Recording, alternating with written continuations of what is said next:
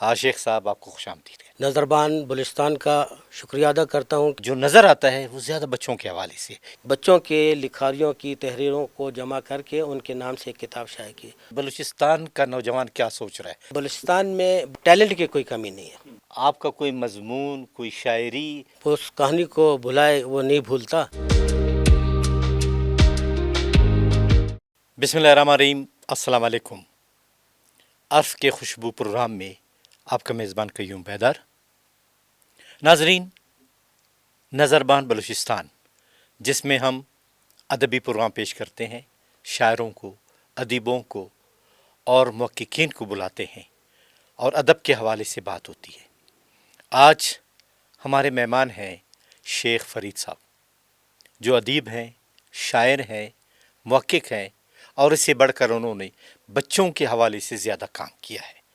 تو ہم آپ کو شیخ فرید صاحب کی باتیں سنائیں گے اور ان سے ملاقات کرواتے ہیں۔ شیخ صاحب آپ کو خوش آمدید کہتے ہیں۔ بہت شکریہ ڈاکٹر صاحب۔ میں تہ دل سے نظربان بلوچستان کا شکریہ ادا کرتا ہوں کہ مجھے گفتگو کا موقع ملا، اور آج ادب کے حوالے سے اور بالخصوص ادب برائے اطفال کے حوالے سے بات چیت ہوگی، جس کے لیے میں آپ کا تہ دل سے مشکور ہوں۔ شیخ فرید صاحب، تھوڑی سی ابتدائی زندگی کے بارے میں بتائیں اور ادب کے میدان میں کیسے آئے؟ بچپن جو ہے کولپور میں گزارا، جو کہ درہ بولان کے دہانے پر واقع ہل اسٹیشن ہے۔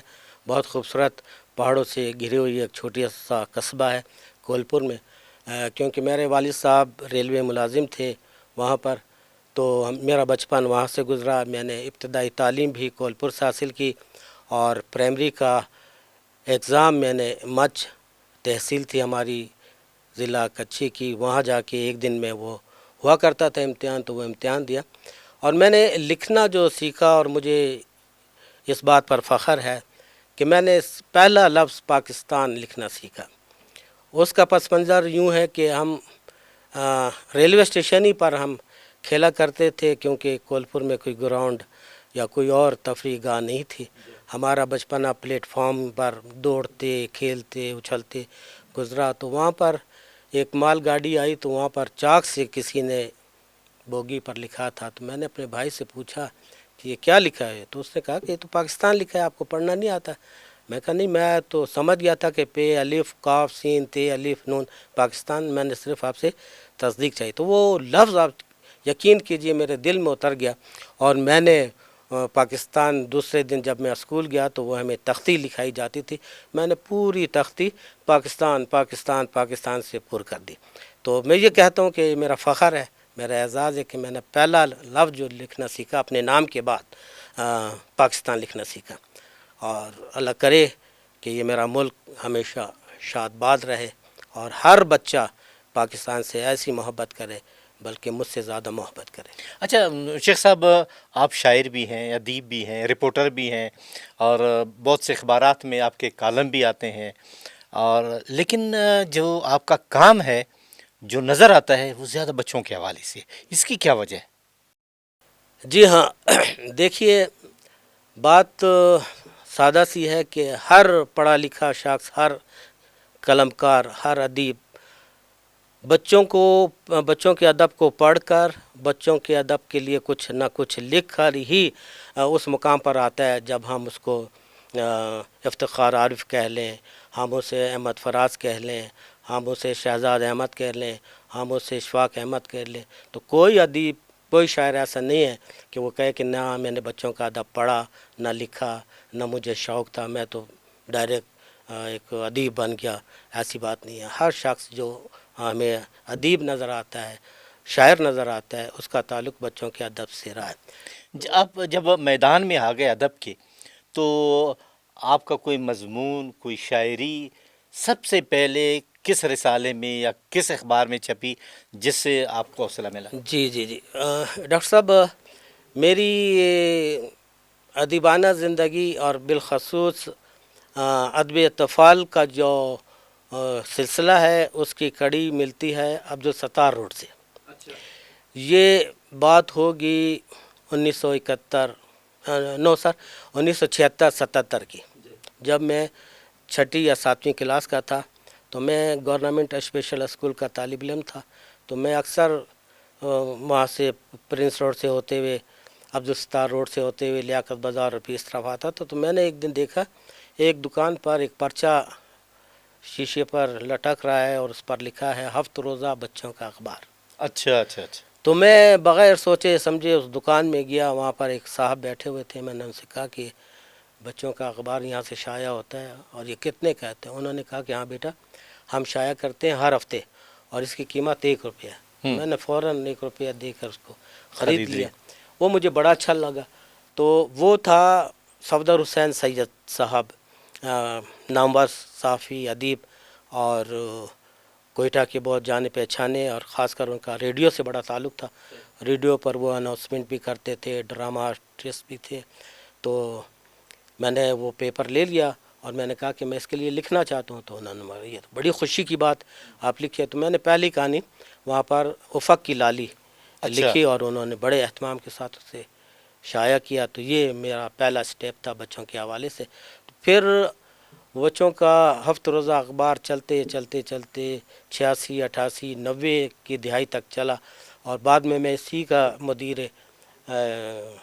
نائب مدیر بھی بن گیا، اور پھر وہ میرے پاس ہی آ گیا، پیپر میں ہی سیٹ کرتا تھا.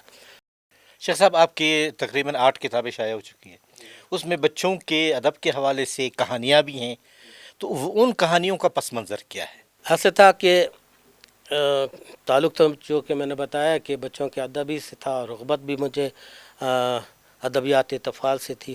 تو میں نے بچوں کے لیے لکھنا شروع کیا تو بہت سی کہانیاں جمع ہو گئی. لاہور میں ایک پبلشر ہے، انہوں نے ایک پروجیکٹ شروع کیا کہ ملک بھر سے بچوں کے لکھاریوں کی تحریروں کو جمع کر کے ان کے نام سے ایک کتاب شائع کی. انہوں نے 32 کتابیں شائع کی. سالگرہ کے موقع پر ہم نے بھرپور اس بات کا اظہار کیا کہ بچوں کے لیے ایک پلیٹ فارم ہونا چاہیے، ایک مرکز ہونا چاہیے، اور اس کمی کو بچوں کا اخبار پورا کر رہے ہیں. تو ہمارے اس بچوں کے اخبار میں آپ یقین کیجئے بہت اس وقت کی نامور شخصیات، مثال کے طور پر آپ نسیم لہڑی صاحب جو یہاں کے بیوروکریٹ رہے ہیں، انہوں نے لکھا. طاہرہ بلوچ صاحبہ تھیں، شائستہ جبیں تھیں، اور شکور ردا تھیں، اور اسلم نجمہ اسلم، یہ بھی بیوروکریٹ رہیں. انہوں نے اسی بچوں کے اخبار سے لکھنا سیکھا. اس کے علاوہ تازہ ترین میں آپ کو بتاؤں کہ جاوید نور صاحب جو کہ جیو قومی ادارہ ہے ایک نیوز کا، میڈیا کا، اس سے منسلک رہے، اور اب بھی وہ اسلام آباد میں. ایسے بہت سے یہ عرفان رانا تھا، اور مظفر علی تھے، صابر بولانوی جیسی شخصیت نے یہاں پر اس اخبار سے لکھنا شروع کیا، اور الحمدللہ آج ان کی اپنی پہچان ہے اور استاد کے مقام پر ہیں. تو یہ فخر ہے ہمارا کہ ہم نے ایک پلیٹ فارم مہیا کیا اور بچوں کی ان تحریروں کو شائع کیا جو انہوں نے بچپن میں لکھی، لیکن آج ان کے لیے ایک کامیابی کی زینہ ثابت ہوئی. شیخ صاحب آج بلوچستان کا نوجوان کیا سوچ رہا ہے، کہاں کھڑا ہے؟ بہت خوبصورت سوال ہے ڈاکٹر صاحب، اور بہت اہم بھی ہے. اور خوبصورت اس لیے کہ جب ہم نوجوان کی بات کرتے ہیں تو ایک خوبصورت مستقبل ہمارے سامنے ہوتا ہے، کیونکہ ہماری تمام تر امیدیں، آس امنگیں نوجوانوں سے منسلک ہیں. اور کہاں کھڑا ہے یہ ایک اہم نقطہ ہے. بلوچستان میں ٹیلنٹ کی کوئی کمی نہیں ہے. آپ اس بات کو 100% تسلیم کریں کہ بلوچستان کا نوجوان پاکستان کے کسی خطے سے، کسی صوبے سے کمتر نہیں. یہاں الحمدللہ بہت زیادہ ٹیلنٹ ہے، لکھنے کا بہت زیادہ ٹیلنٹ ہے. جیسے کہ میں نے آپ کو بتایا کہ ہمارے بہت سے لکھنے والوں نے بچپن میں اتنی خوبصورت تحریر لکھی کہ وہ آج بھی ریکارڈ میں ہے. نظربان بلوچستان کا یہ پلیٹ فارم اس مقصد کے لیے ہے یہاں کے ٹیلنٹ کو فائدہ پہنچے، خاص کر نوجوانوں کو، بچوں کو. تو ہم اسی طرح کے اساتذہ کو ان پروگرام میں مدعو کرتے ہیں تاکہ وہ مشورے دیں، اور ان کے مشورے اقوال زریں سے کم نہیں، اور اگر ان پر عمل درآمد کیا جائے تو ایک ایسا نسل آگے آئے گا جو اس ملک کی، اس صوبے کی ترقی میں اپنا رول ادا کرے گا. اور انشاءاللہ مجھے امید ہے کہ ہمارے منسٹر صاحبہ اس طرف توجہ دیں گے، اور خاص کر بچوں کے لیے پرائمری سطح پر جو بچے ہیں، آئی سطح کے جو بچے ہیں، چونکہ کالجز میں تو میں نے دیکھا ہے کہ ان کے اپنے رسائل ہیں، لیکن اسکول سطح پہ نہیں ہے، اس پہ بھی کیونکہ یہ تربیت گاہ ہے، اگر یہ ہوگا تو اس سے بہت سے فائدے ہوں گے۔ اپنے میزبان قیوم بیدار کو اجازت دیجیے، اللہ حافظ۔